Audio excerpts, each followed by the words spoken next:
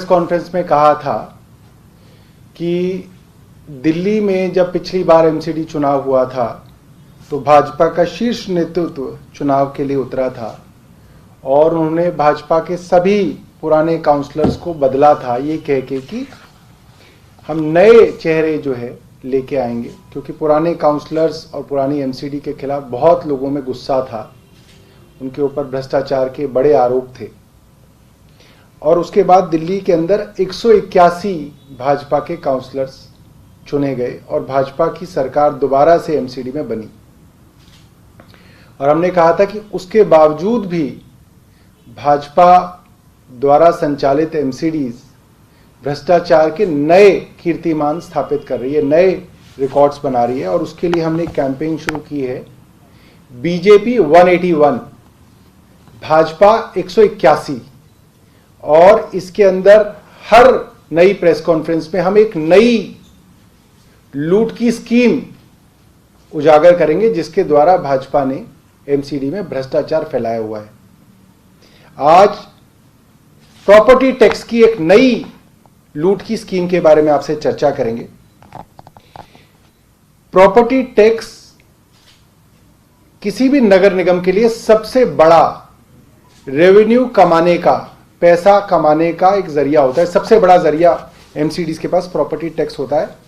और कैसे property tax के अंदर लूट के कारण एमसीडी की जो तिजोरी है वहां तक पैसा नहीं पहुंचता। एमसीडी के खुद के आंकड़ों के हिसाब से इनका आकलन था कि इस साल ये जो लेटेस्ट ऑडिट रिपोर्ट है, नॉर्थ एमसीडी 2838 करोड़ रुपए का टैक्स इकट्ठा करेगी, 2838 करोड़ का, और ये मात्र 1703 करोड़ रुपए इकट्ठा कर सके। ये इनका अपना आकलन है।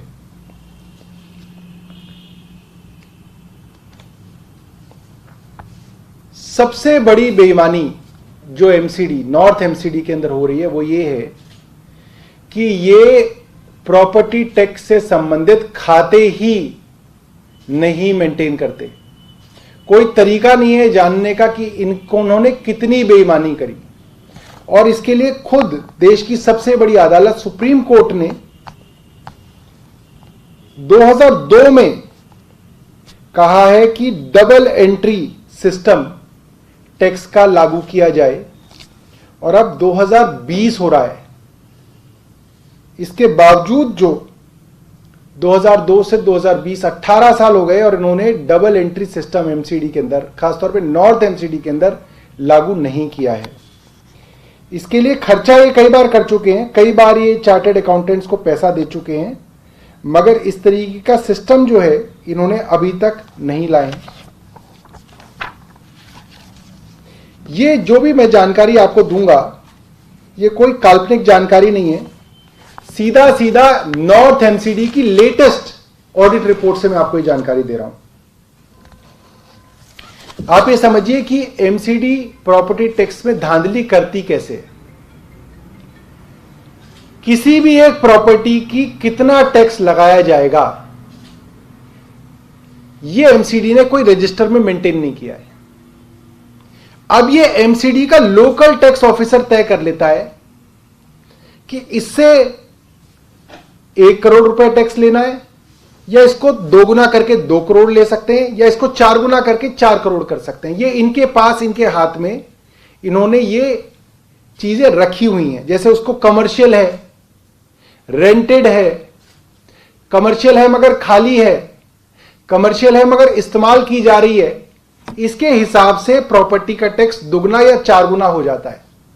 और सबसे बड़ा झालमेल यही किया जाता है। जो प्रॉपर्टी किराए पे है उसको अपनी प्रॉपर्टी दिखाया जा सकता है, जो प्रॉपर्टी इस्तेमाल की जा रही है उसको यह दिखाया जा सकता है प्रॉपर्टी तो कमर्शियल है मगर इस्तेमाल में नहीं आ रही है। जो प्रॉपर्टी इस्तेमाल में है, कमर्शियल है, उसको यह दिखाया जा सकता है कि वो वेकेंट है, वो खाली जमीन है। जिस खाली जमीन पर प्रॉपर्टी बन चुकी है उसको एमसीडी अपने रिकॉर्ड में दिखा सकती है कि यह प्रॉपर्टी अभी खाली है। और ये सारी की सारी चीजें जिस रजिस्टर में दर्ज करनी चाहिए, ऐसा कोई रजिस्टर नहीं मेंटेन करती एमसीडी। देखिए इनकी खुद की ऑडिट रिपोर्ट के अंदर लिखा है the department has no register, no record, no details of exempted property. किन किन प्रॉपर्टी का प्रॉपर्टी टैक्स माफ कर दिया गया है, ऐसा कोई रजिस्टर ही नहीं मेंटेन किया जाता। जब ये 2003 में प्रॉपर्टी टैक्स का कानून बना तो यह कहा गया कि एमसीडी के अधिकारी सारी की सारी प्रॉपर्टीज का सर्वे करेंगे, इंस्पेक्शन करेंगे, क्योंकि आप सर्वे करेंगे, इंस्पेक्शन करेंगे तभी तो आपको मालूम होगा ये रेजिडेंशियल है या कमर्शियल है।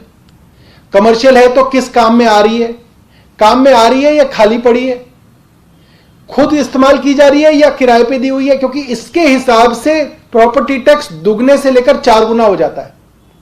तो इनकी ही audit report, internal audit report है इनकी, जो कह रही है survey was neither conducted after the implementation of unit area method of the property tax, that is in 2004, nor was the property tax return scrutinized 100%.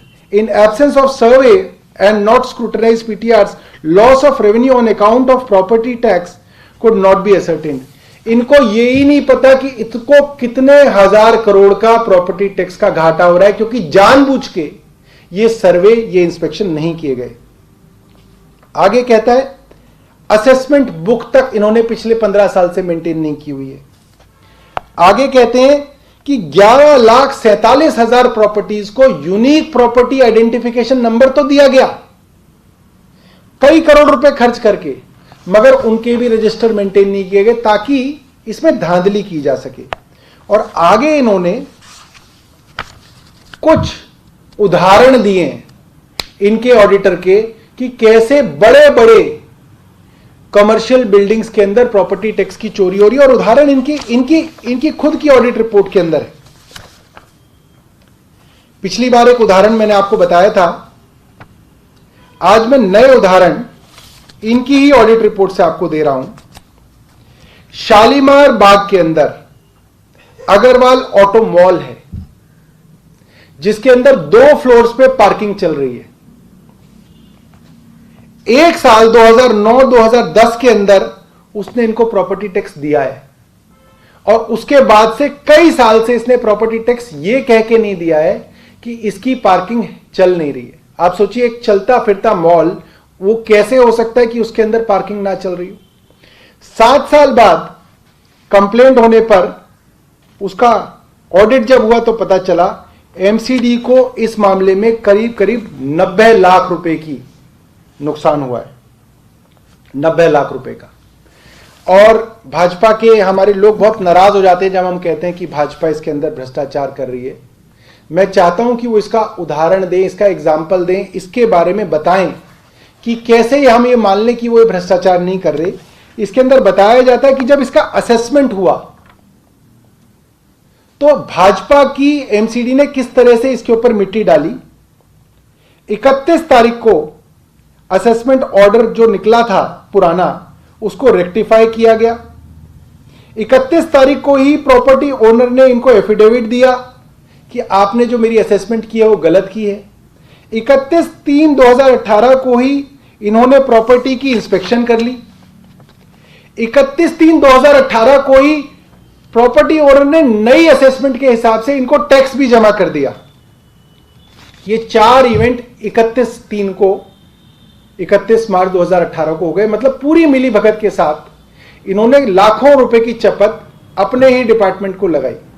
जाहिर सी बात है, जब लाखों रुपए की चपत आप डिपार्टमेंट को लगाते हैं तो कुछ पैसा जो है अफसरों की जेब में जाता है। उसी हिसाब से एक और इसके अंदर ऑडिट रिपोर्ट ने पकड़ा, वीडियोकॉन टावर्स झंडेवाला के अंदर, मुझे लगता है सब लोग इस बिल्डिंग को जानते हैं।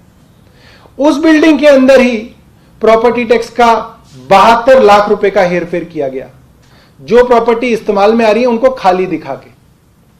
खास बात यह है कि कोई भी प्रॉपर्टी जिसका टैक्स दिया जा रहा हो, अगर वो खाली होती है तो 15 दिन के अंदर अंदर प्रॉपर्टी ओनर को, एमसीडी को एक नोटिस देना पड़ता है, उनको जानकारी देनी पड़ती है कि मेरी प्रॉपर्टी खाली हो गई है। और एमसीडी से एक अधिकारी को उस प्रॉपर्टी में जाके वेरीफाई करना होता है, इंस्पेक्शन करनी होती है। इन सब मामलों के अंदर ना ये नोटिस दिया गया, ना ये वेरीफाई किया गया, और एमसीडी को करोड़ों रुपए की प्रॉपर्टी टैक्स की चपत लगी। ये झंडेवाला का उदाहरण। इसके बाद एक और उदाहरण है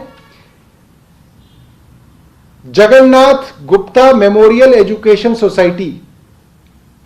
ये रोहिणी के अंदर स्थित इंस्टीट्यूशनल एरिया के अंदर है, जिसके अंदर एमसीडी ने गड़बड़ी करके 24 लाख रुपए की चपत अपने ही डिपार्टमेंट को लगाई।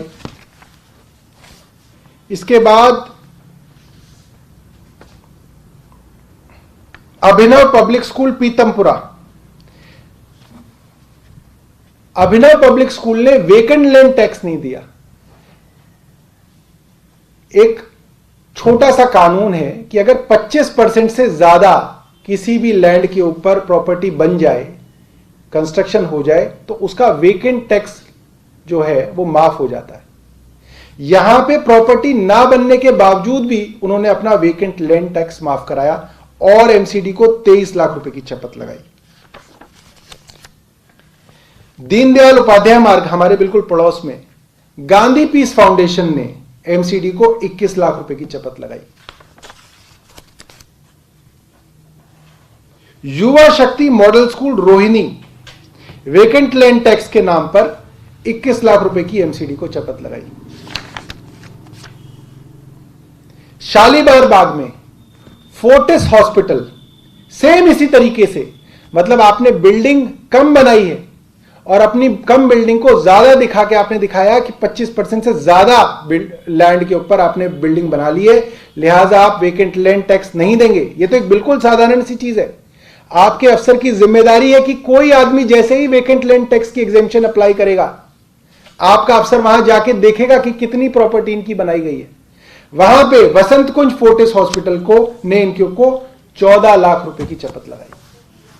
दोस्तों, हमारे कहने का मकसद यह है कि एमसीडी ने प्रॉपर्टी टैक्स के अंदर कई हजार करोड़ रुपए की रिश्वतखोरी के चलते कई हजार करोड़ रुपए का नुकसान एमसीडी को किया है।